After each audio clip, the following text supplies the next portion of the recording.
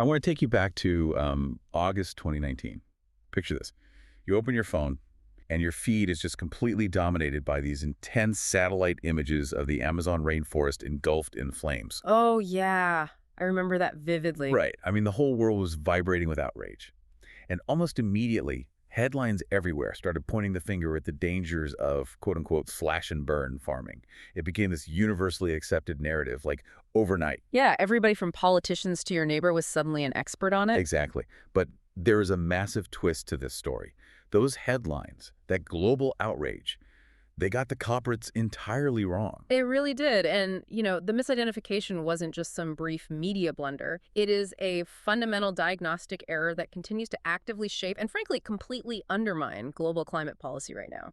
So today we are going through this incredible stack of sources. We've got academic commentary articles, policy viewpoints, perspective papers aimed at major journals like Land Use Policy and Nature Sustainability. Really heavy-hitting stuff. Yeah.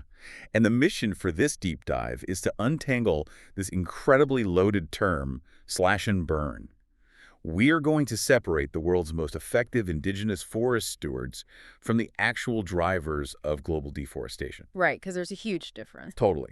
And we're going to trace how a 150-year-old colonial bias is, somehow, still misdirecting billions of dollars in climate finance today. Okay, let's unpack this. How did the entire world look at those satellite images in 2019 and draw the exact wrong conclusion? Well, it basically comes down to a massive category error. I mean, over decades, the phrase slash and burn has morphed into this blanket label that collapses two entirely unrelated practices into a single bucket. Unrelated how? Like they both use fire. They do, yeah. On one side, you have traditional shifting cultivation, which is commonly known as swidden. And on the other side, you have commodity-driven permanent forest conversion. So, yes, both utilize fire to clear vegetation. And if you are just looking at a static snapshot from a satellite, both just look like a red heat anomaly, right? Active forest loss.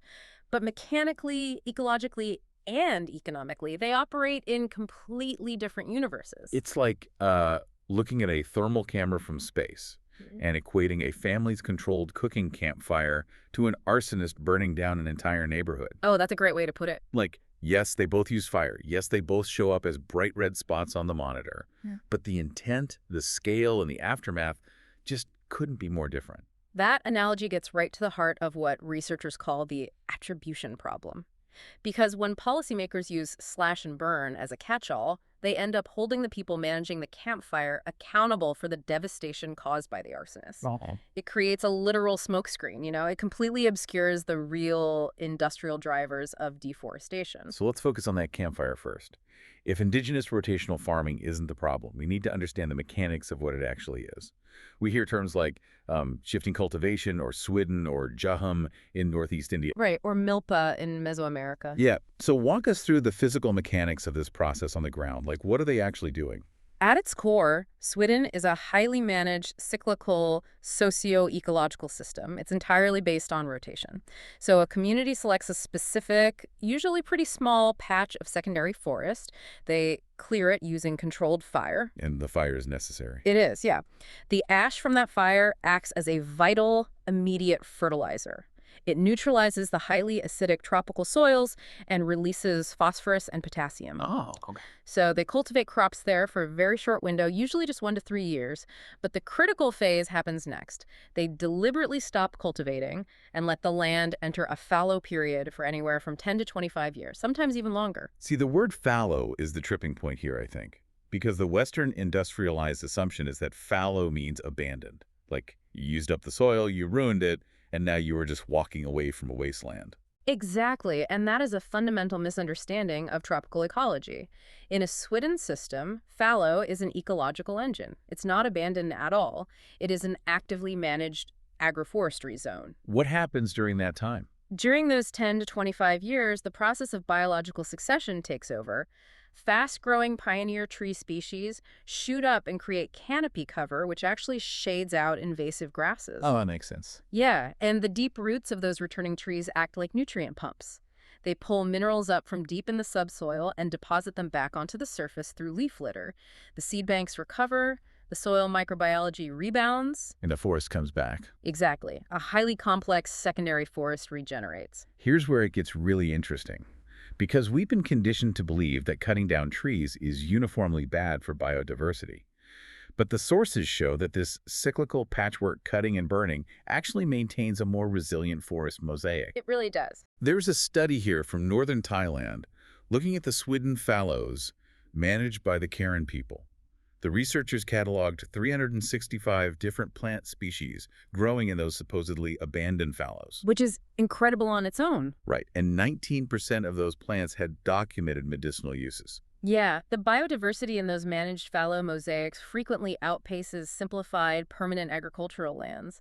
I mean, multiple peer-reviewed studies demonstrate that the forced abandonment of swidden farming actually causes a net loss of biodiversity. Wait, so when governments step in and make communities stop their rotational practices, the biodiversity drops. Exactly, because the landscape homogenizes. You lose the varied stages of secondary forest cover, and along with that, you lose all the specialized niche habitats that those different stages provide for wildlife. Okay, let me push back on this, though, because I understand the biodiversity argument and the soil regeneration makes sense over 20 years. But we are in the middle of a severe, immediate climate crisis. Right. So if you set a section of forest on fire today, you are releasing a massive plume of carbon into the atmosphere right now. How can we justify any practice that actively emits carbon when we are trying to bring global emissions down? Like, how does the math on that actually work? It's a great question, and it's the exact question climate modelers have had to grapple with. And the answer requires us to look at the carbon ledger over time rather than just zooming in on a single day. Okay. When a swidden plot is burned, yes, there is an immediate pulse of carbon dioxide, but remember, this is a rotational system spanning decades. As that plot enters its long fallow phase, the rapid growth of the secondary forest pulls carbon out of the atmosphere at an incredibly high rate. Really? Like faster than normal? Much faster, in fact, than a mature, stagnant primary forest. And across a broader community landscape, you have different patches at different stages of recovery. So the carbon sequestered by the 20-year-old fallows balances out the emissions from the newly cleared plots. That's amazing. It is. The system, when operating with sufficient land and time, is generally carbon neutral, and sometimes it's even a net carbon sink. So the campfire is cyclical, regenerative, and carbon balanced, which means we need to pivot to the arsonist, because the permanent destruction of the Amazon and other tropical forests is a very real crisis. Oh, absolutely. If indigenous Swidden farmers are maintaining the forest mosaic, who is executing the permanent clearing? The primary engines of destruction are global commodity chains. This is what the literature classifies as commodity-driven permanent conversion. Unlike Swidden, this process is entirely linear. Right. It is profit-motivated, operates on a massive industrial scale, and it is permanent. Fire is not used here to prepare soil for a cyclical fallow. Fire is deployed as the cheapest, fastest tool for permanent enclosure, capital accumulation, and land speculation. The data separating these two practices is just jarring. Let's look at the mechanics of what is happening in the Brazilian Amazon. The sources indicate that over 75% of deforestation there is driven by cattle ranching. Yeah, 75%. But it's not just agricultural expansion, right? It is deeply tied to a practice called grillagem, or land grabbing. They don't just buy land and clear it. Not at all. Grillagem is an organized system of theft. Bad actors will enter public lands or designated indigenous territories and intentionally burn large tracts of primary forest. To clear it out. Right. And then they drop cattle onto the charred landscape. The physical presence of the cattle is used to falsely demonstrate quote-unquote productive use of the land to local authorities. Wow. This allows them to illegally secure forged land titles. The fire is literally a weapon of expropriation. And then the system obscures the origins of those cows. The sources detail the mechanics of what they call cattle laundering. You have a cow raised on illegally deforested stolen land, basically a dirty farm. Yeah. Right before slaughter, that cow is trucked over to a legally registered clean farm. The transit documents are falsified, the cows are mixed, and suddenly the beef entering the global supply chain has a clean paper trail. Exactly. It is a deliberate structural feature of the industry to evade environmental oversight. And we see variations of this globally, like in Guatemala's Maya Biosphere Reserve. Oh yeah, the cartels? Right. Research links the rapid deforestation there not to subsistence farming, but directly to drug trafficking organizations. Cartels use illegal cattle ranching as a highly effective mechanism for money laundering. Which is just wild to think about. They clear massive areas of forest, buy huge herds with illicit cash, and establish territorial control over smuggling routes, all under the guise of agribusiness. And we see the same industrial scale in Southeast Asia. Between 2001 and 2019 in Indonesia, industrial oil palm plantations permanently replaced 2.13 million hectares of forest. Smallholder farming accounted for only a fraction of that, about 0.72 million hectares. The disparity is huge. And the ecological cost is staggering. That specific wave of industrial conversion led to an 84% decline in the Sumatran elephant population in the Rio province alone. It's devastating. Or take Brazil's Cerrado, which is a vitally important biodiverse savanna. In 2022 alone, the expansion of industrial soy caused 375,000 hectares of deforestation. Which brings us to a profound contradiction. If the scientific data so clearly separates the indigenous carbon neutral cycle from the industrial permanent destruction, why does the misattribution persist in the highest levels of government? Like, why are global policies still targeting the term slash and burn? Wait, yeah, if the data is this overwhelming, and scientists have known this for decades, how do we get the policy so wrong? Why is a Karen farmer in Thailand getting blamed for an industrial soy operation in Brazil? How is that blind spot maintained? To understand the blind spot, we have to look at how the lens was manufactured in the first place. The modern misattribution is not an accident. It is a legacy feature built into our scientific instruments dating back 150 years. 150 years. Yeah. In the 19th and early 20th centuries, European colonial administrators in Africa, Asia, and Latin America encountered these highly complex swidden landscapes. But they did not possess the ecological framework to understand a 20-year regeneration cycle. They just didn't get it. Right. When they looked at a regenerating fallow full of pioneer species and scrub, they classified it using their own agronomic terms as wastelands or barren bush. And labeling something a wasteland serves a very specific, convenient political purpose. It served a dual function, really. Legally, classifying the land as a wasteland rendered indigenous land tenure invisible.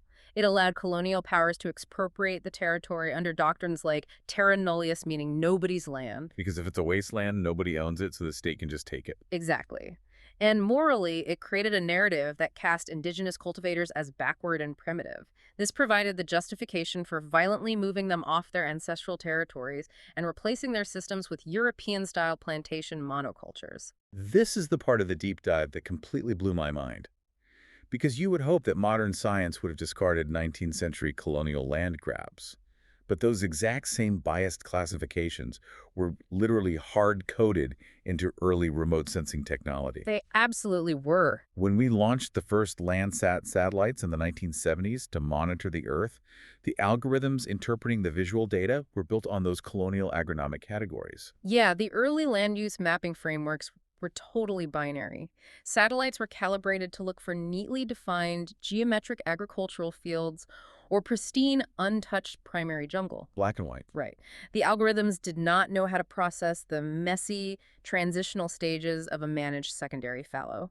So if a pixel showed a mix of scrub, young trees, and scattered cultivation, the software automatically categorized it as degraded scrub or forest loss. The technology itself was blind to the cycle of regeneration. And the real-world consequences of a biased algorithm are just devastating. Because international policies rely on this flawed satellite data, indigenous communities today are still facing eviction. They are criminalized, heavily fined, and displaced. It's happening right now. And when they are violently forced to abandon their traditional practices, an immense library of traditional ecological knowledge is lost. Centuries of cumulative, hyperlocal data about seed preservation, microclimate management, and soil restoration just vanishes. Simultaneously, international climate finance is actively being misallocated based on this bad data. Consider REDD Plus funding the United Nations program for reducing emissions from deforestation and forest degradation. Okay, how does that work? Well, the mechanism involves wealthy nations paying developing nations to keep their forests standing. But multiple governments have submitted REDD plus readiness proposals that point to indigenous shifting cultivation as a primary driver of deforestation, using that flawed satellite data as proof. The result is a profound double injustice. The actual industrial perpetrators, the cartels laundering money through cattle, the syndicates forging land titles, exploit legal loopholes and escape accountability.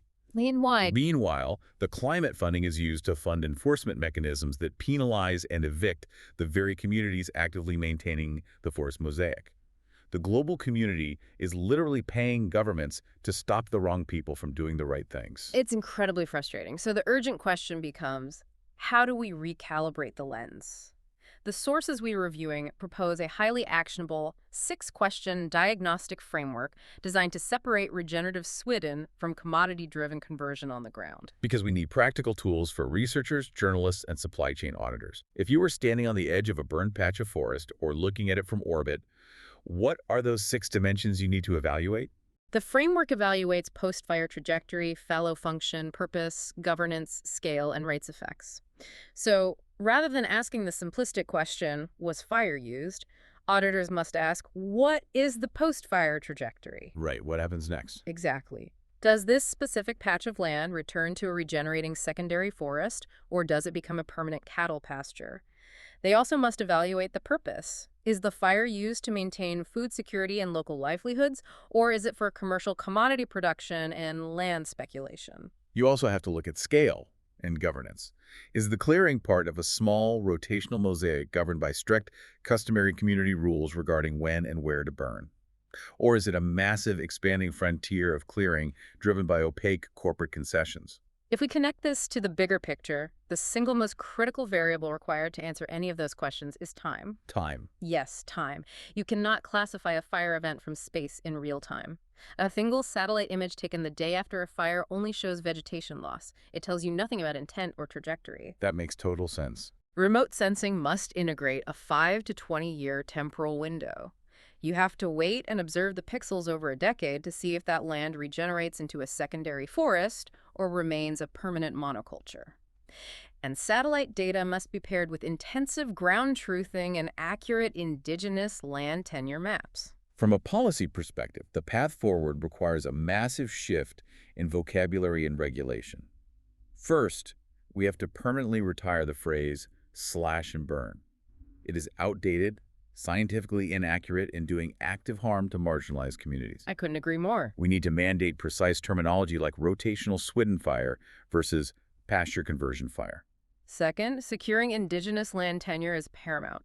The literature consistently demonstrates that tenure insecurity is the primary pressure that breaks these regenerative systems down. How so? Well, when indigenous communities are squeezed into smaller areas by encroaching industrial plantations, they are forced to shorten their fallow cycles from 20 years down to 3 or 4 years. Oh, I see. Yeah. Without sufficient time to regenerate, the soil actually does degrade. Implementing the UN Declaration on the Rights of Indigenous Peoples, specifically the requirement for free, prior, and informed consent, is a baseline necessity to protect these landscapes. And we desperately need to update supply chain accountability. Mhm. Frameworks like the European Union Deforestation Regulation or the RSPO certification for palm oil are stepping up enforcement. Mm. But they need to explicitly build this diagnostic framework into their audits. Absolutely. Because if they don't differentiate between traditional Swidden and commercial clearing, their embargoes will just crush indigenous subsistence farmers while the industrial land grabbers continue to launder their commodities. And, Let me just add, why should you care? It's easy to think this is just an academic debate happening in policy rooms. But the beef, the soy, the palm oil that result from this permanent destruction are sitting on the shelves of your local grocery store right now. As a consumer and a voter funding these climate policies, you need this diagnostic lens to ensure your dollars aren't inadvertently supporting the criminalization of indigenous communities under the guise of environmental conservation. That's such an important point. The communities whose traditional practices are routinely labeled as destructive are, in many thoroughly documented cases, the exact same communities currently being violently dispossessed by the genuinely destructive industrial actors. We cannot allow supply chains to hide behind a false narrative that blames subsistence farmers for industrial-scale extraction. So what does this all mean? When we look across the history, the satellite algorithms and the ecology, the core takeaway is clear. Regeneration is not conversion. Traditional shifting cultivation isn't a failure of conservation. It is a deeply sophisticated, time-tested model of ecological coexistence. And there's a fascinating direction this research points toward for the future. We've established that traditional Swidden landscapes manage to balance carbon stocks, regenerate soil health, and maintain immense biodiversity without chemical fertilizers or static boundaries. Right, the 365 plant species in a fallow, the ash acting as fertilizer. Now, consider the massive investments currently pouring into modern, automated vertical farming and AI-driven precision agriculture. Currently, those cutting-edge technologies are overwhelmingly programmed using the same linear, perpetual growth monoculture models that are degrading our global So it's soils. just the same problem, but digitized. Exactly. What if, instead of viewing indigenous shifting cultivators as a problem to be managed, the tech and agricultural sectors actively studied their multi-decade cyclical algorithms? Wow, that is a wild concept. Using a 5,000-year-old traditional ecological knowledge data set as the software architecture for future agricultural AI. Yeah, why not? If we programmed our automated urban agriculture or future forestry management systems to mimic the complex, rotational, regenerative pulses of a swidden fallow, we might actually solve the sustainability bottleneck of modern food production.